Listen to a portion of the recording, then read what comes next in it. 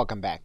Now, in order to have individuals working with you to collaborate, you'll need to be able to navigate the admin panel. And first, you'll want to be able to add or edit users from this side of the admin panel. We're going to click Active Users. We're going to add in a user. Although in some rare cases you may be making someone an admin, typically you'll be making them a user. You'll determine that here. Most importantly, here is where you will be able to add in the specific services that the user on your team is going to be able to use.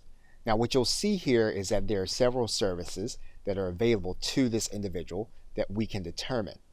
And what we can do is we can turn on different services for the individual according to the project they're going to be working on.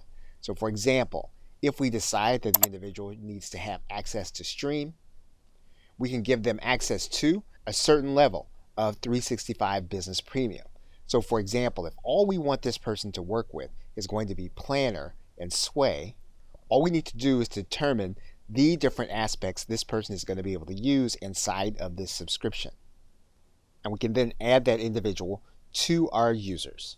And of course, we can then send the information to the individual's existing email, and they'll be using this username to get inside of our system. We can go to the settings gear, and then we can determine additional services that we're going to be adding in and in their properties.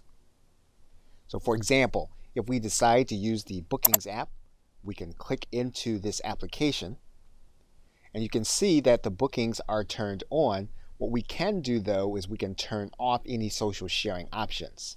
And so at the services link, you'll want to go through each of these sections to determine how you want the team to interact with each of these applications.